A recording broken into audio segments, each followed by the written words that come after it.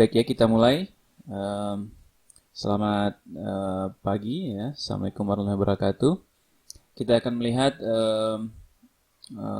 penggunaan deep learning atau pemanfaatan deep learning untuk natural language processing. Oke, ini gambaran umum seperti apa sih orang lagi banyak cerita tentang deep learning gitu ya, gimana neural networks gitu ya. Nah, kalau kita lihat gambaran umum dari suatu penyelesaian masalah menggunakan deep learning, kita anggaplah ini untuk production ya, untuk real system ya. Production artinya untuk real gitu ya, sistem yang bukan hanya untuk main-main, kira-kira begitu. Maka prosesnya ada banyak sekali gitu ya.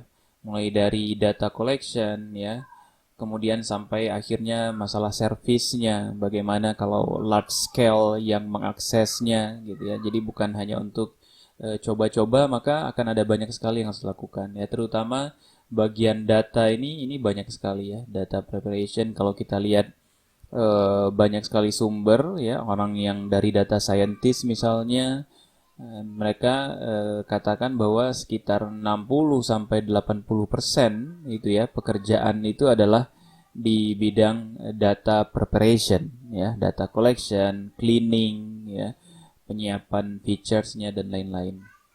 Dan machine learning atau deep learning itu hanya sebagian kecil dari proses yang besar itu. Jadi ini untuk gambaran besarnya seperti ini. Jadi banyak hal lain juga yang perlu kita perhatikan ya.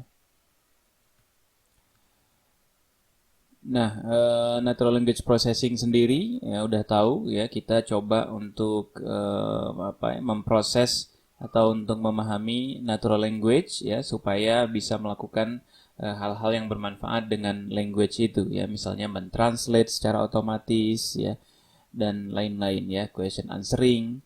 Nah, untuk fully understanding kayaknya nggak bisa gitu ya, karena memang natural dari language itu memang ambigu ya, bahkan orang manusia sendiri juga suka salah mengartikan ya.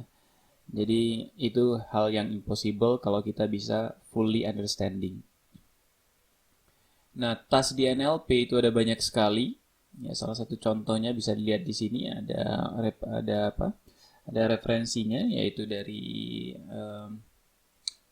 nlpprogress.com ya, bisa dilihat ada banyak sekali nama-nama task yang ada di NLP yang kita bahas kemarin ya. Task classification itu mungkin salah satunya gitu ya. Ada parsing ya, mungkin dependency parsing, language modeling, ini yang udah kita sempat singgung-singgung ya. Kemudian mungkin sentiment analysis, ini is part of speech tagging, apalagi kira-kira ya, kurang lebih mungkin ini yang kita sudah singgung pembelajaran kita sejauh ini ya, entity recognition. Nah, namun ada banyak sekali tas-tas lain yang mungkin lebih kecil gitu ya, tapi tetap dibutuhkan untuk membuat satu sistem yang komplit, biasanya begitu. Ini contoh salah satu task namanya co-reference resolution ya, di mana co-reference resolution itu ya seperti untuk mengetahui he ini refers kemana gitu ya. Misalnya ini ditandai dengan warna ya, berarti he itu menunjuk ke Ellen, di mana Ellen itu juga sama dengan Paul Allen. Jadi semua yang warna biru itu merupakan entity yang sama. Nah, ini co-reference resolution. Tentu saja nggak mudah gitu ya, karena he itu susah sekali. He itu merefer kemana, karena mungkin bisa ada lebih dari satu orang yang ada di situ.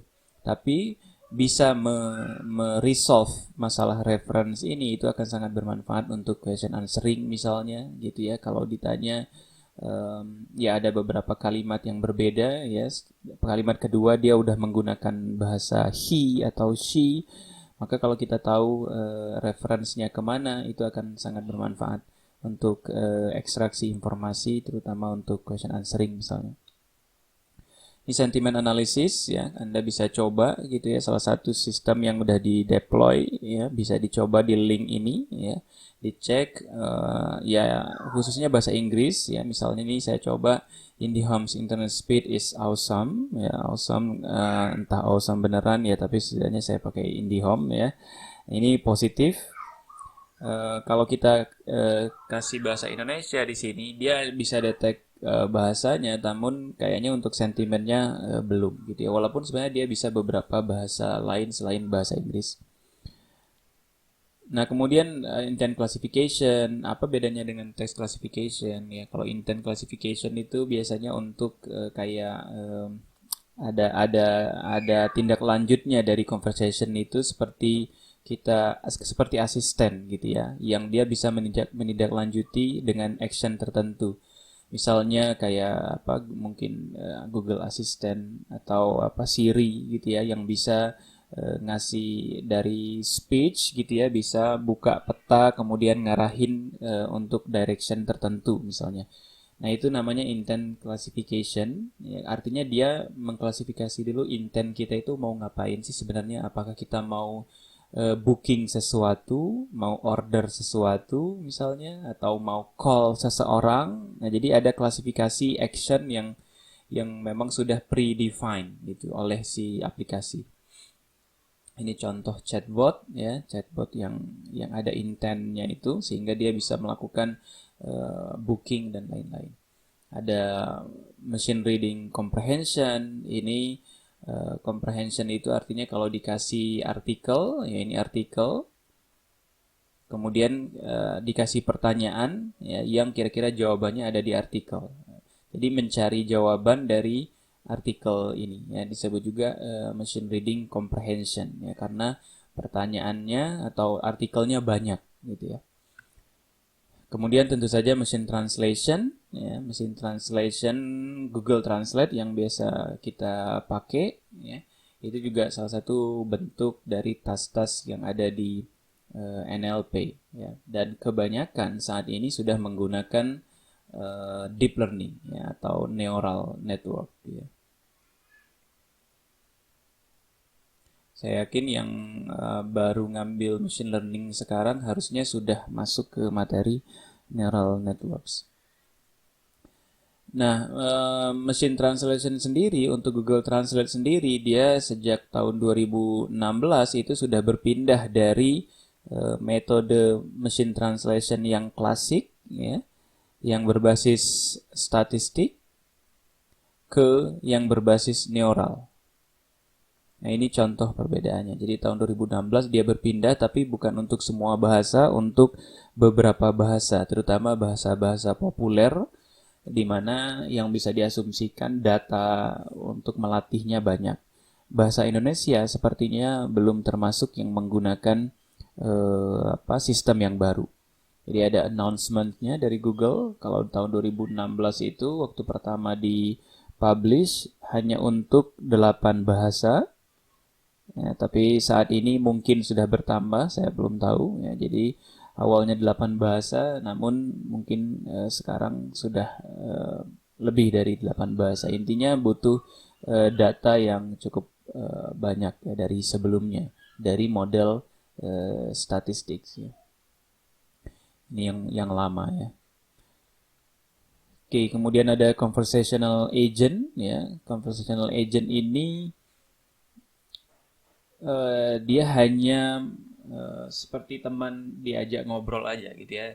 Teman diajak ngobrol artinya beda dengan kayak Siri. Siri itu kayak bukan berbeda dengan conversational agent walaupun sama-sama kayak chat bentuknya. Tapi kalau kayak Siri gitu, dia ada action yang diambil sama si Sirinya. Jadi dia lebih kayak ke assistance gitu ya. Sementara conversational agent mungkin lebih ke arah ngobrol aja gitu. Jadi performance-nya diukur gitu ya. Performance-nya gimana sih ngukur performance dari conversational agent? Ya mungkin kalau dia bisa nyambung, ini bahasa umumnya, asal nyambung maka dianggap bagus gitu ya. Jadi kalau ditanya misalnya which ML do you like? I like Coase gitu. I heard they go to college. Coase go to college? I heard that. Eko went to Harvard. What did the co study? Di apa ini ya, bovine science ya. Kalau nggak salah ini salah satu cerita eh, apa ngelucu gitu. Tapi walaupun ada beberapa ini yang buatan Google ya, ini nama sistemnya MENA ya, ini baru dirilis tahun ini ya. Perbandingannya seperti ini kira-kira kemampuannya gitu ya, dari sisi seberapa nyambung dia diajak ngobrol gitu ya. Kalau orang itu di levelnya di mungkin 86 gitu ya. Kalau yang MENA ini sudah hampir mendekati 80 gitu. Jadi lama-lama udah makin nyambung, walaupun ditemukan juga beberapa dia istilahnya ngaco gitu ya, nggak nyambung. Sangat wajar. Oke, kita lihat perkembangan NLP ya, pendekatan dalam menyelesaikan masalah NLP. Pertama itu dari rule based ya, kemudian orang berpindah ke corpus based statistics ya, kemudian mulai menggunakan machine learning ya, lumayan dari 2010 sampai 14, kemudian orang mulai menggunakan deep learning. Ini contoh di classic machine learning ya, kalau kita ingin melakukan suatu task ya, namanya name entity recognition ya. Dulu kalau menggunakan machine learning ya, ingat kalau misalnya kita menggunakan naive Bayes, menggunakan SVM misalnya, yang salah satu yang paling populer ya, algoritma klasifikasi, maka kita harus tentukan dulu fiturnya ya. Karena bentuknya udah harus ya kira-kira yang seperti ini gitu ya, dimana ada ini fitur 1 gitu ya, fitur 2, fitur 3 dan seterusnya. Artinya udah harus dibentuk ke dalam data yang terstruktur seperti ini ya. Sementara kita tahu bahasa itu bisa digolongkan unstructured gitu ya. Unstructured. Artinya kurang terstruktur ya. Namun namun pada saat menggunakan machine learning, kita mau tidak mau harus menentukan fiturnya. Jadi buat fitur sendiri. Dan ini contoh dari salah satu paper ya, bagaimana dia memformulasikan fitur ya untuk mengenali name entity suatu kata ya, tiap kata. Jadi fiturnya mulai dari current word, previous word, next word gitu ya, kemudian current word, karakter n-gram ya, macam-macam ya, post tag-nya, surrounding post tag-nya. Jadi ya banyak sekali gitu yang harus dibuat, dan ini dilakukan manual ya. Manual artinya ya dia orang harus mencoba berbagai macam hal sampai menemukan mungkin ini adalah yang baiknya gitu ya, yang bagus. Yang dianggap bagus itu ya seperti ini. Mungkin ini hasil percobaan kombinasi yang sudah banyak sekali. Dan rata-rata ya kalau menggunakan machine learning biasa ini butuh bantuan from domain expert ya. Artinya yang kira-kira tahu untuk menentukan name entity itu butuh info apa aja kira-kira gitu ya, sebagai guidance untuk menentukan fiturnya. Nah, di deep learning gitu ya, diusahakan untuk menghilangkan proses manual tadi untuk merepresentasikan fitur. Makanya deep learning itu bisa dikatakan sebagai representation learning plus machine learning. Jadi yang proses yang tadinya manual ya untuk merepresentasikan kalimat, kata atau dokumen ke dalam fitur itu dilakukan secara otomatis oleh eh, oleh deep learning gitu ya. Nah, ini beberapa alasan kita mengeksplor deep learning ya, ada berbagai macam. Yang jelas mungkin yang terakhir bisa saya sampaikan bahwa saat ini memang dia bekerja sangat baik ya, sehingga mengoutperform hampir semua metode ya berbasis non deep learning atau metode-metode sebelumnya gitu ya, machine learning sebelumnya. Ini contoh ya, contoh ini beberapa task di NLP ya. Anda bisa cari nanti gitu ya. Macam-macam task untuk benchmark ya, dan kebanyakan gitu ya. Ini nama model yang digunakan yaitu hampir semuanya. Ini bukan hampir semuanya, ini semuanya adalah menggunakan deep learning. Oke. Sampai ya ini representation level ya, kalau kita pernah dengar morfologi, sintaks, semantik ya, semuanya sudah bisa diimplementasikan atau direpresentasikan menggunakan eh, vektor ya. Nah, ini vektor ini adalah salah satu hal penting. Ini vektor ya. Ini juga vektor kalau dilihat ya. Dan ini juga direpresentasikan nanti di dalam vektor. Nah, vektor ini sangat penting ya, karena inilah yang bisa membuat deep learning itu bisa digunakan ya. Karena berbasisnya ya sudah dalam bentuk vektor seperti ini. Jadi itu yang akan kita lihat ya. Nah, tujuan utamanya tentu saja sebelum diapa-apain gitu ya, bagaimana merepresentasikan suatu kalimat, kata atau dokumen itu. Itu yang pertama gitu ya. Dan salah satu hal yang terkecil ya dari itu semua, mungkin bukan terkecil ya, bisa ada imbuhan dan lain-lain, namun kita bisa katakan kata itu adalah ya salah satu komponen yang sangat dasar. Makanya di saat ini kita nanti akan bagaimana merepresentasikan kata. Nah, ini definisi meaning saya pernah sampaikan. Yang pertama adalah intention orang, yang kedua adalah apa yang memang terkandung dalam apa yang disampaikan dia gitu ya. Dua hal itu bisa dikatakan meaning.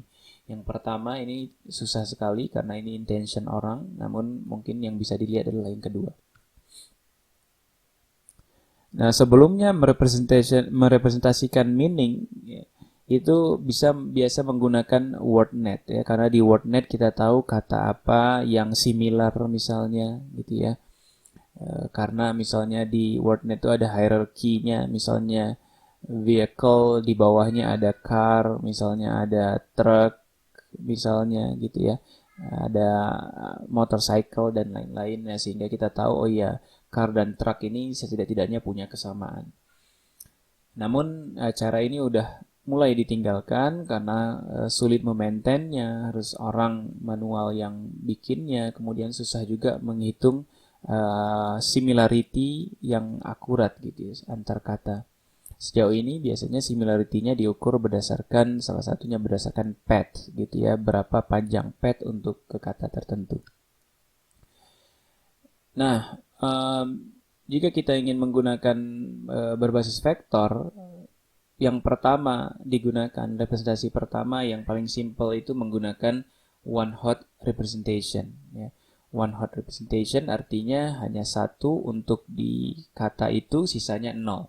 Jadi kita bisa bayangkan ini seperti vocab gitu ya. Kalau seandainya kita punya 1000 vocab, kita 1000 kata unik misalnya ya, maka kita akan punya vektor dengan panjang 1000 ya, di mana setiap vektor tuh hanya ada satu yang nilainya 1, sisanya 0 ya. 1 itu nilainya 1 kalau kebetulan dia berada di indeks kata yang sedang direpresentasikan. Misalnya anggaplah teman itu berada di indeks ke berapa ini tuh, 2, 3, 4, 5, 6, 7, 8, 9, 10, berada di indeks ke 11 misalnya, maka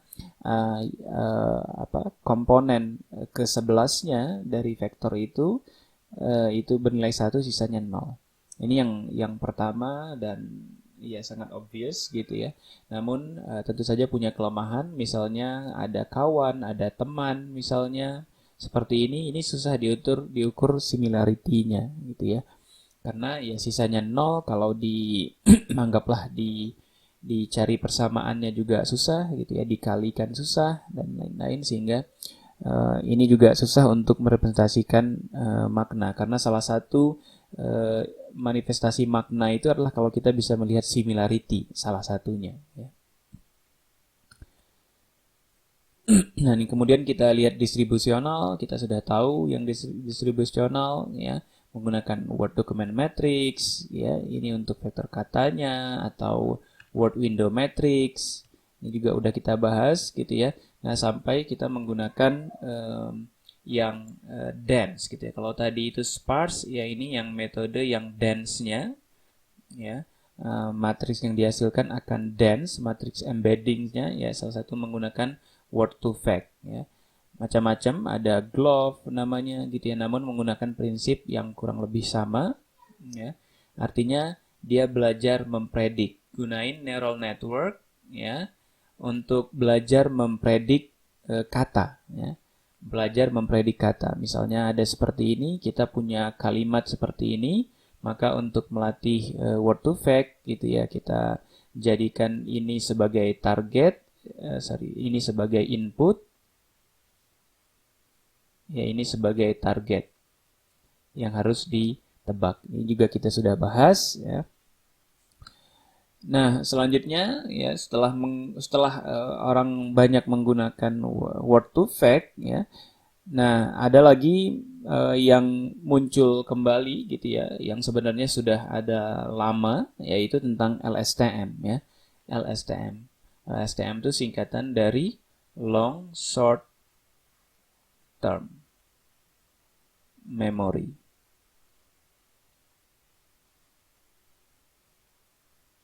Nah, ini sebenarnya bukan sesuatu yang baru, ditemukannya sudah lama, papernya juga sudah lama, namun bangkit kembali sejak era deep learning dengan computer power yang semakin memadai ya.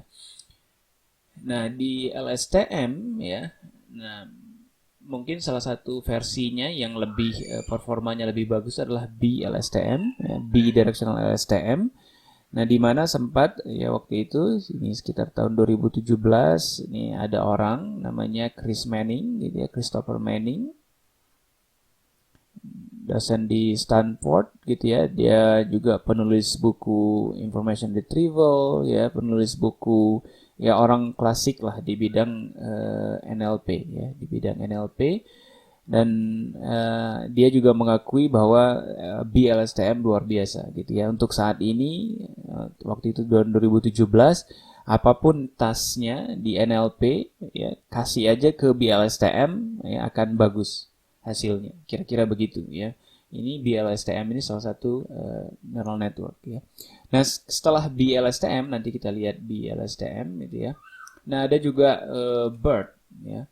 Ini model baru lagi yang berasal dari Transformers. Nanti juga kita lihat apa itu Transformers ya. Kita mungkin tidak bisa membahas detail, tapi kita setidak-tidaknya kalau Anda udah belajar neural network, pernah membayangkan arsitekturnya, mungkin nanti bisa gitu ya, setidak-tidaknya memahami gambaran besar bagaimana sih Transformer itu.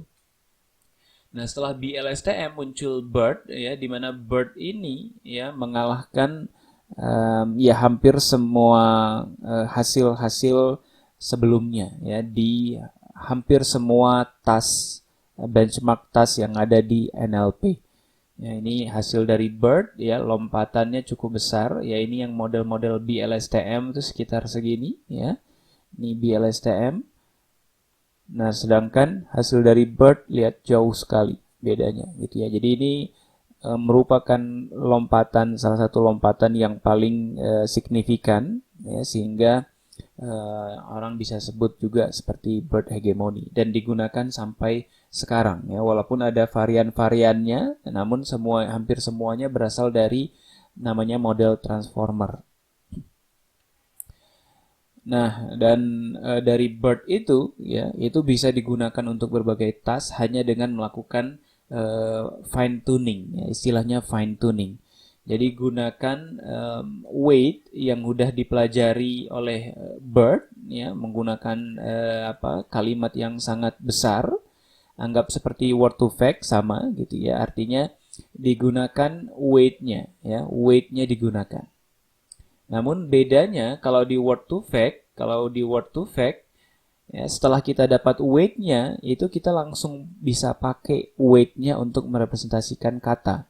Ya, karena seperti kita hanya ambil matriksnya kalau word to fact. Namun kalau BERT, kita harus pakai network-nya. Jadi setiap kata yang mau direpresentasikan itu tidak bisa langsung diambil vektornya, tapi harus melewati network ini ya untuk dihasilkan vektor di ujung sini. Jadi vektor katanya itu nanti setelah melewati BERT ini ya, dia disebut dengan Kalau tadi word to fact itu disebut word embedding, ya, embedding.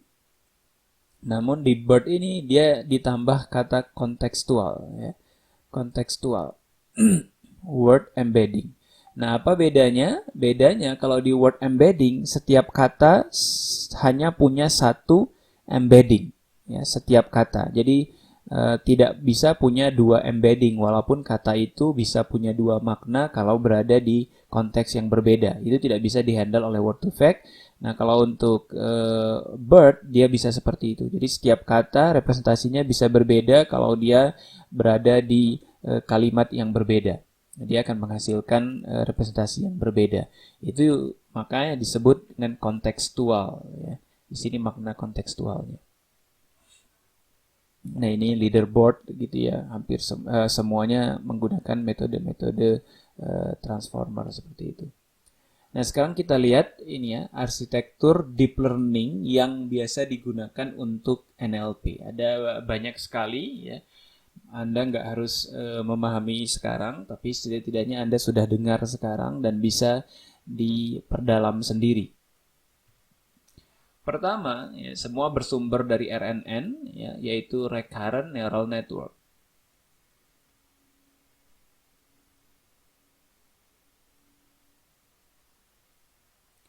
Apa itu recurrent neural network? Ya, recurrent neural network itu ini ada jaringan. Ya, di sini tuh ada jaringan arsitektur, artinya mungkin misalnya inputnya bisa segini, kemudian semuanya terkoneksi begini, ya. Nah, kemudian ada anggaplah outputnya 3 juga misalnya. Nah, di dalamnya ini ada network seperti ini, ya. Cuman dibungkus menjadi satu sel. Saat ini dibungkus menjadi satu sel, kira-kira begitu. Anggap aja ada proses seperti itu. Nah, inti dari recurrent itu, ya, outputnya, ya, pada saat ini X-nya sekarang, ya, kita input X-nya itu kalau sebelumnya, ya, kalau Anda ingat sebelumnya, bagaimana kita mengubah text classification dari teks misalnya saya mau makan.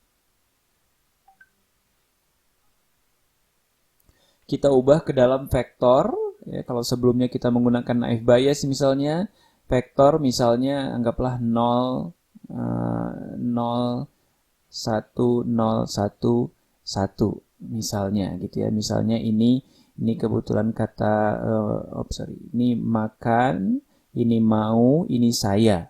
Misalnya begitu ya. Ini ya yang sebelumnya kita ubah menjadi vektor co-occurrence, kira-kira begitu. Co-occurrence kata.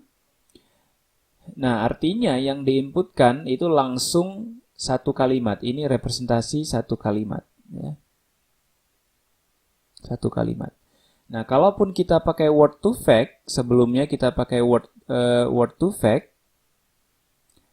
Nah, untuk dapat representasi kalimat, biasanya vektornya di mungkin vektor katanya, ya, untuk masing-masing kata. Misalnya ini saya mau makan, ya. Ini setiap representasi katanya bisa dijumlahkan, ya, dijumlahkan jadi satu vektor akhir, dan vektor akhir inilah yang diinputkan ke dalam machine learning. Artinya representasinya sudah langsung representasi kalimat gitu ya, kalau kita mau klasifikasi kalimat. Udah langsung dimasukkan ke machine learning. Nah, kalau RNN di sini ada XT, T ini time gitu ya, time step, time. Intinya kalau sekarang ya, kata itu dimasukkan satu persatu. Kalau saya mau makan berarti nanti saya diproses ya. Nah, kemudian di sini output dari network ini itu akan menjadi input untuk time step selanjutnya. Ya, jadi output dari pada saat dia memproses saya itu akan digunakan pada saat dia memproses mau. Dan outputnya setelah memproses keduanya itu akan digunakan untuk memproses makan. Nah, kira-kira ini yang dilakukan oleh recurrent neural network. Artinya ya, pada saat kita selesai memproses ketiganya, ya, pada saat kita selesai memproses makan, maka seolah kita sudah memproses ketiga hal, dan informasinya itu selalu informasi dari sebelumnya itu seolah-olah selalu dipakai saat memproses kata saat ini gitu. Kira-kira seperti itu ya. Nah, bentuknya seperti ini artinya weight-nya itu hanya satu aja, hanya arsitekturnya begini. Walaupun dia memproses banyak kata. Ini anggaplah dia memproses 3 kata. Ini saya, ini mau, dan ini makan. Nah, jangan lupa ya, networknya, weight-nya dan lain-lain itu sama ya, sama ya. Yang sini dengan yang sini itu sama ya. Weight-nya sama. Jadi bukan dua weight yang berbeda tapi weight-nya sama ya. Oke, dia terlihat seperti ini seolah-olah ada banyak karena dia di unroll gitu ya. Karena aslinya bentuknya seperti ini ya. Aslinya yang di kiri ini aslinya. Oke. Nah, dengan begini maka tidak ada batasan mau panjang kalimatnya berapa, dia tinggal dilakukan aja terus-menerus gitu ya. Nah, walaupun memang ditemukan pada praktisnya ditemukan ketika kalimatnya panjang, maka akan terjadi ya istilahnya long dependency, atau artinya dia tidak bisa mengingat kata-kata yang di awal gitu. Kalau kalimatnya itu punya anggaplah 30 kata, 30 kata, maka kata-kata yang di pertama proses ya, di awal-awal diproses itu hampir sudah dilupakan. Ini jadi ada papernya gitu ya untuk menganalisis hasilnya. Jadi kalau panjang dia udah jelek hasil RNN. Nah, kemudian muncullah LSTM ya, long short term memory, untuk mengatasi permasalahan itu. Caranya gimana? Caranya ada, kalau tadi output dari sel tadi, kalau masih ingat, output dari sel tadi cuma satu ya, yang digunakan untuk proses berikutnya. Kalau sekarang outputnya ada 2, ini tambahan outputnya ya, yang disebut juga dengan cell state. Kalau yang tadi ya disebutnya state ya, hidden state. Anda sudah dengar hidden layer kalau di neural network, kalau ini state ya, hidden state. Dia dibilang state itu berarti keadaan gitu ya. Artinya ya setelah melakukan suatu proses saat ini bagaimana keadaannya, kira-kira begitu, itu disebut state. Nah, si cell state ini seolah-olah seperti backbone yang menyimpan long term memory. Jadi hanya diubah istilahnya seperlunya saja diubah ya.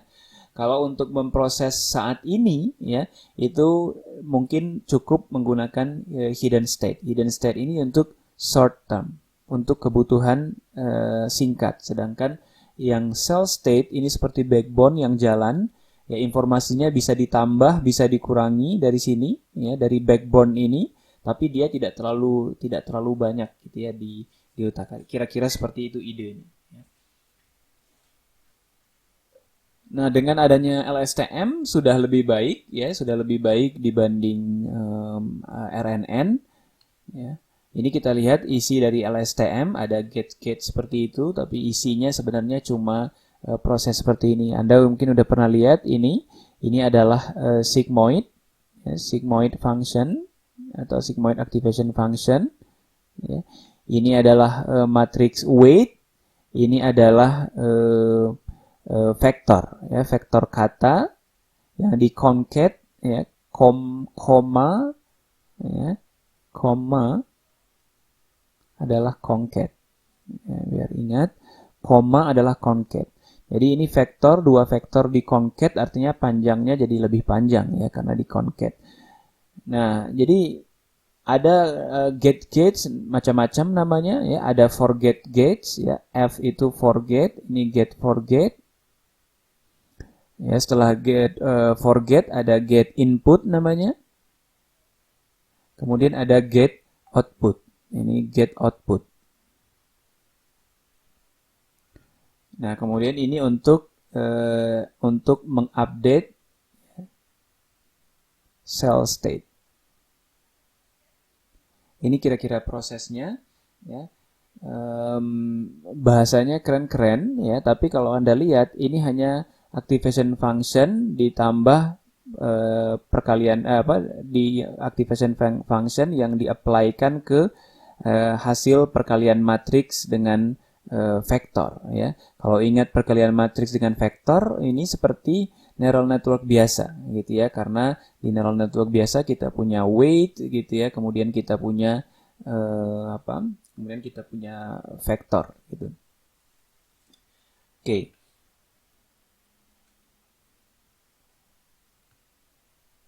Mungkin bisa hitung nanti ya berapa jumlah parameter yang ada di LSTM itu. Kalau sudah tahu jumlah-jumlahnya ya, seandainya input size sekian, LSTM unit sekian, tapi ini untuk berikutnya Anda bisa perdalam apa itu LSTM unit ya. Ini bisa diperdalam nanti di misalnya menggunakan TensorFlow ya, atau menggunakan PyTorch. Ini adalah framework PyTorch ya, framework untuk deep learning ya, framework. Saya kira beberapa sudah tahu ya, dalam bahasa Python kebanyakan. Nah, kemudian tadi kita sempat singgung BLSTM hegemony ya, dan ini adalah bidirectional LSTM. Kalau tadi LSTM biasa ya, dia hanya dari kiri ke kanan. Kalau BLSTM bidirectional berarti ada dua arah. Jadi ada dua arah prosesnya itu. Ada yang satu dari kiri, ada yang satu dari kanan. Artinya dari kanan itu apa? Yang diproses kata terakhir dulu. Jadi kalau ada misalnya saya ke rumah sakit misalnya gitu ya. Saya ke rumah sakit. Nah, ada yang memproses ya, yang dari kiri ke kanan dia akan memproses ini adalah X1, ini X2, ini X3, ini X4. Sementara yang dari kanan ke kiri ini akan menjadi X1, X2, X3, X4. Ya, diproses ke dalam tadi. Kalau masih ingat diproses ke dalam yang disebut dengan A tadi gitu ya. Jadi ini X1-nya ada dua, jadi ada 2A, ini ada 2 LSTM. Ya. Nah, kemudian hasilnya akan digabung. Ya. Contohnya pada saat kita memproses saya, ya, maka hasil dari memproses X1 ini, hasilnya, outputnya disebut ini, outputnya akan di-concat dengan hasil dari memproses X4. Ini yang dari kanan ke kiri, ini yang dari kiri ke kanan. Apa yang terjadi kalau kita lihat pada saat kita memproses X1, ini informasi yang saya pernah lihat itu hanya X1 saja karena belum ada yang sebelumnya di kiri. Tapi di concat dengan X4. Pada saat memproses X4, dia sudah memproses semuanya dari kata terakhir sampai kata pertama. Jadi kalau digabungkan maka seolah-olah dia sudah bisa melihat semuanya. Pada saat kita memproses kata X2, ya, maka X2 ini kalau dari kiri dia sudah memproses X1 dan X2. Memproses itu artinya kayak dia sudah punya informasi tentang X1, ya. Saat ini dia memproses X2. Jadi dia udah punya previous-nya, udah punya pref-nya. Nah, sedangkan yang dari arah kanan pada saat memproses X2, ya, karena digabungkan dengan ini, ya, maka dia sudah melihat apa? X1 dan X2 gitu ya, X1 dan X2. X1 dan X2 ini tapi katanya berbeda loh ya. Katanya seolah-olah X3 dan X4, seolah-olah katanya X3 dan X4. Jadi kalau dilihat maka dia sama-sama sudah melihat full. Jadi setiap memproses ini dia sudah melihat kata sebelumnya dan melihat kata setelahnya. Itu idenya. Kenapa? Karena problem dengan unidireksional atau hanya melihat dari kiri, ya, hanya LSTM-nya hanya dimulai dari kiri, permasalahannya kadang-kadang kita perlu untuk tahu kata setelahnya, ya, untuk tahu makna kata saat ini. Contohnya rumah sakit. Gitu. Nah, saya ke rumah sakit misalnya. Apakah rumah di sini maksudnya rumah biasa, gitu ya? Tidak. Kita baru tahu makna rumah ini setelah kita lihat kata setelahnya, yaitu sakit. Ya. Oh, baru saya tahu bahwa ini punya entitas sendiri, bahwa rumah ini bukanlah rumah biasa tapi memang rumahnya rumah sakit. Kira-kira seperti itu. Ini kenapa BLSTM itu sangat-sangat performanya sangat baik gitu ya dibanding LSTM biasa. Nah, kalau kita lihat RNN secara umum, wah itu banyak sekali ya. Sangat fleksibel sekali ya, mulai dari one to many ya. One to many ini apa contohnya? Misalnya dikasih gambar ya, outputnya adalah script misalnya ya, atau description gitu ya, atau anggaplah subtitle gitu ya. Nah, atau deskripsi lah, deskripsi apa yang ada di gambar itu. Jadi inputnya satu ya, tapi outputnya banyak ya, karena ada 3 kata atau 10 kata misalnya dari deskripsi dari gambar. Bisa many to one ya. Nah, ini kayak mungkin text classification gitu ya. Inputnya banyak gitu ya. Saya misalnya memang keren misalnya. Nah, ini ya positif negatif misalnya gitu ya. Ini positif dan seterusnya. Nah, kemudian ada many to many yang seperti ini ya. Many to many yang seolah-olah asing ya, asinkronus ya. Jadi artinya asinkronus itu ya jumlah yang ada kata input dengan kata outputnya bisa berbeda ya. Contohnya ini translation.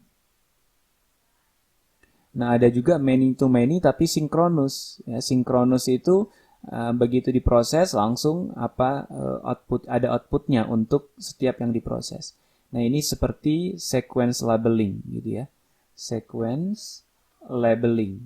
Misalnya gitu ya, postek, ya, ner, itu sequence labeling. Nah, ternyata LSTM itu ya juga masih bermasalah kalau inputnya sangat panjang. Masih bermasalah ya for long input ya.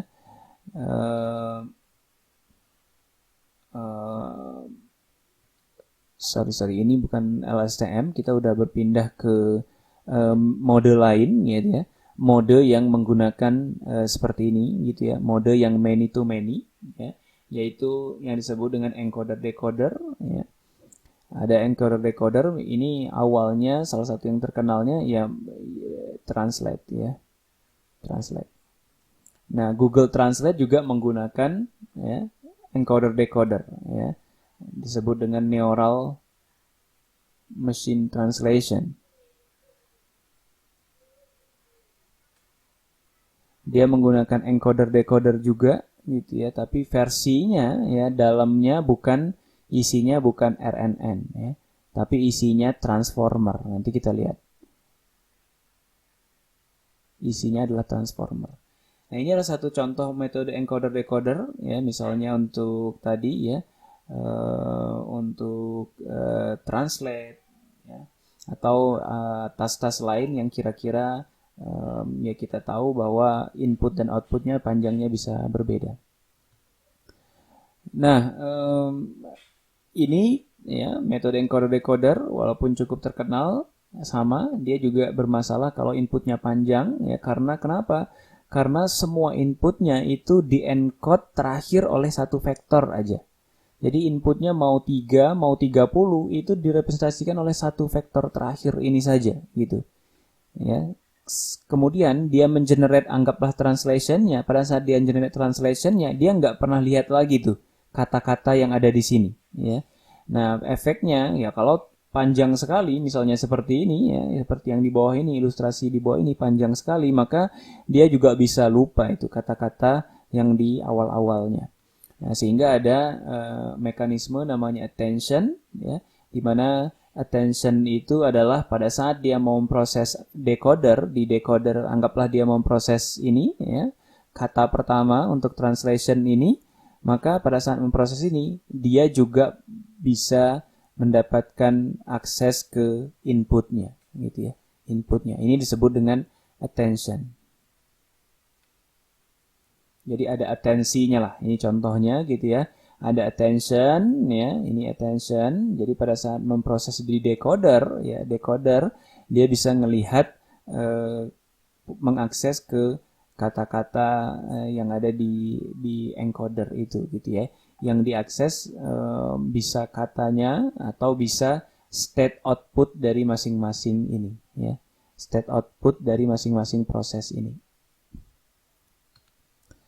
Nah, ini contoh dari machine translation ya, mentranslate dari Inggris kayaknya ke mungkin ini Prancis ya, sepertinya ke Prancis ya.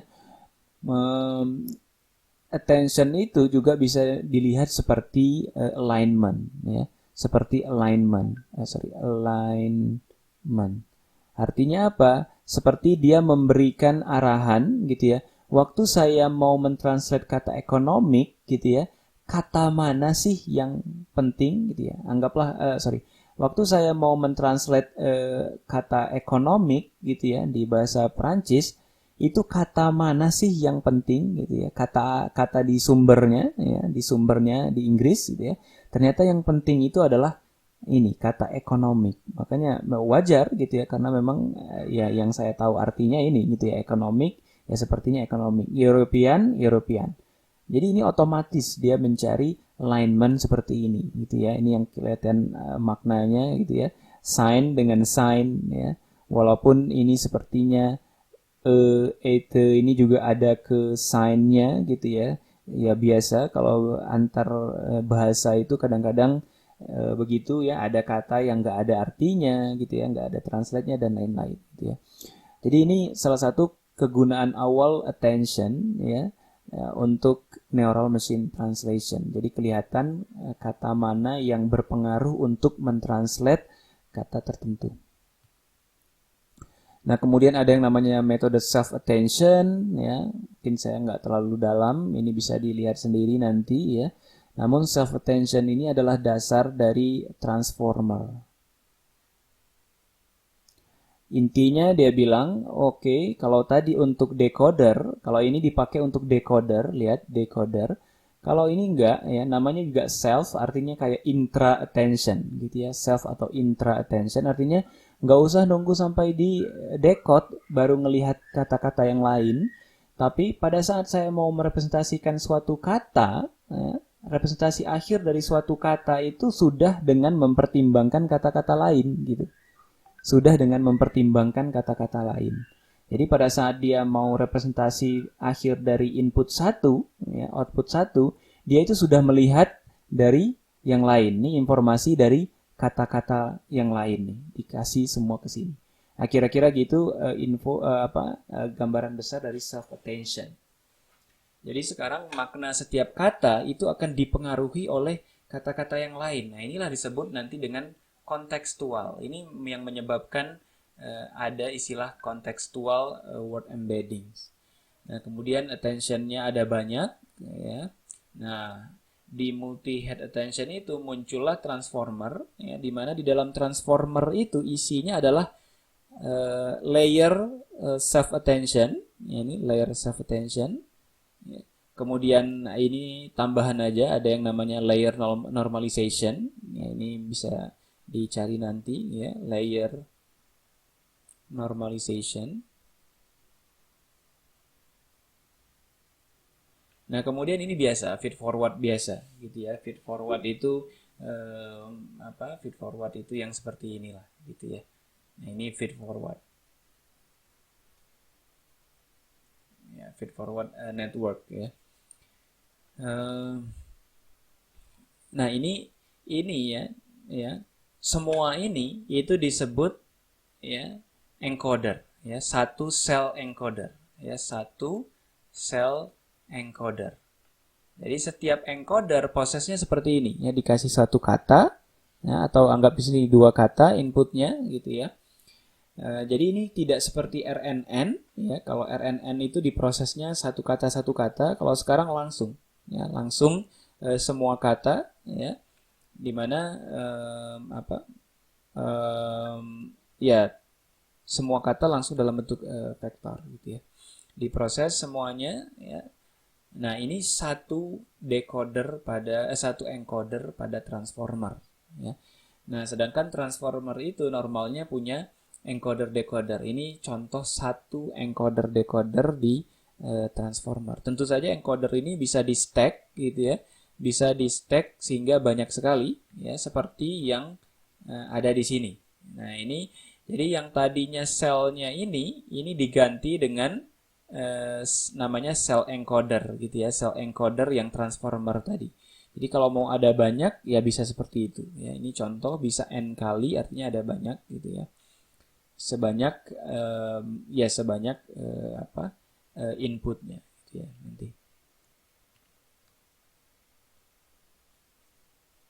Enggak, oh sorry, ini tidak harus sebanyak inputnya ya. Ini beda. N di sini boleh boleh apa saja karena bentuknya di stack gitu ya, bukan tergantung inputnya karena setiap sel itu udah menerima semua inputnya. Nah, jadi kita singgung-singgung BERT yang terkenal itu. BERT itu gimana sih gitu ya? BERT itu isinya adalah stack dari encodernya si transformer tadi. Jadi encodernya ada banyak gitu ya. Kalau BERT yang kecil itu punya 12 encoder tadi.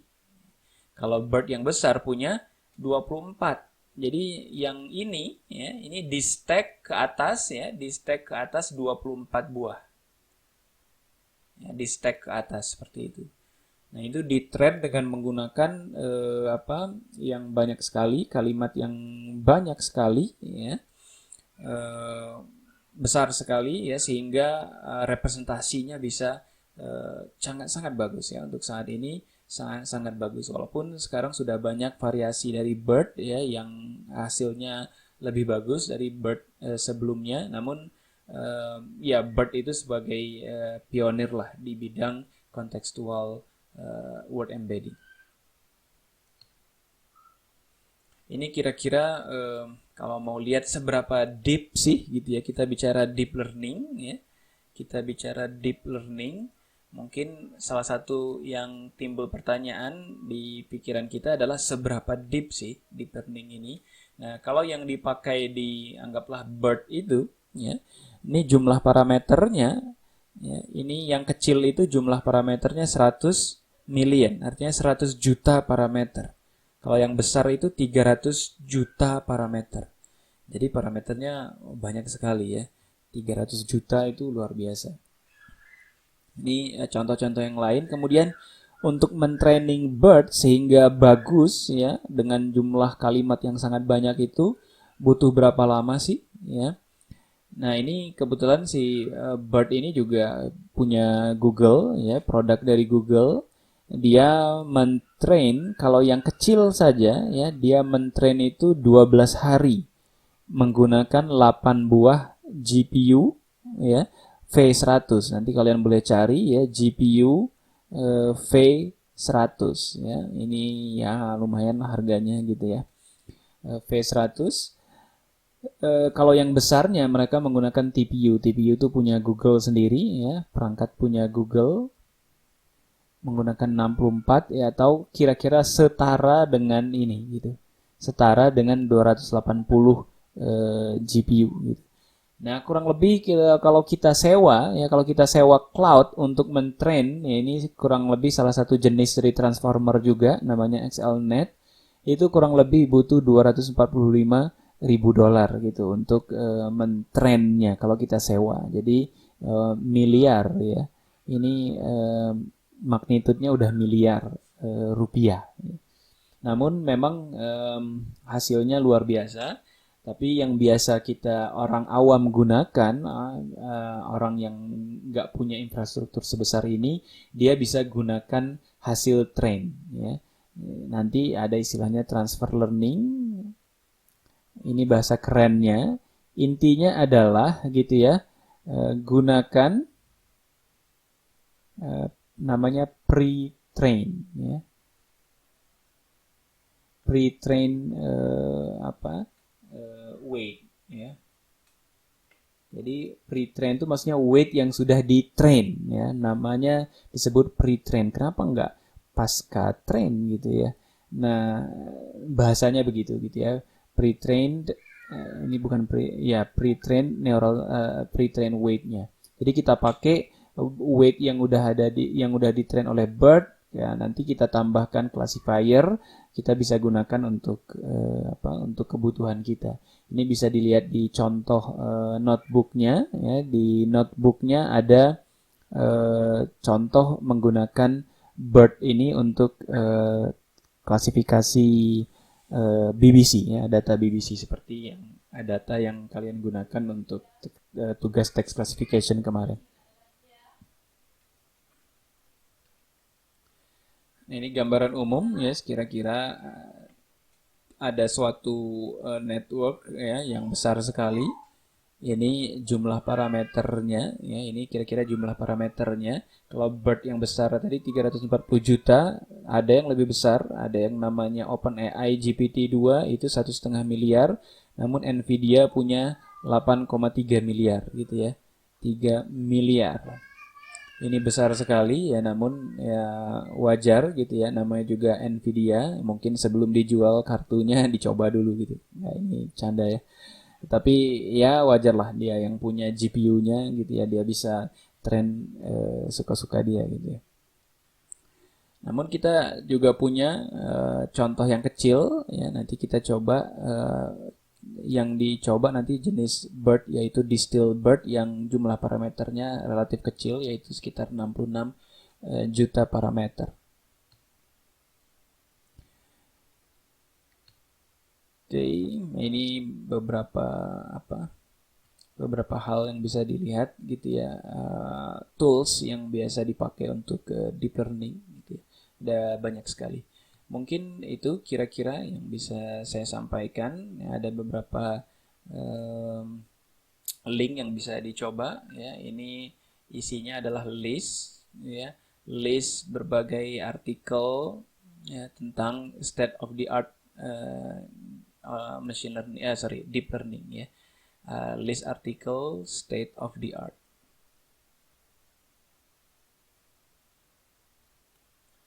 Oke, nanti akan yang diupload nanti adalah versi PDF. Ini sekedar info.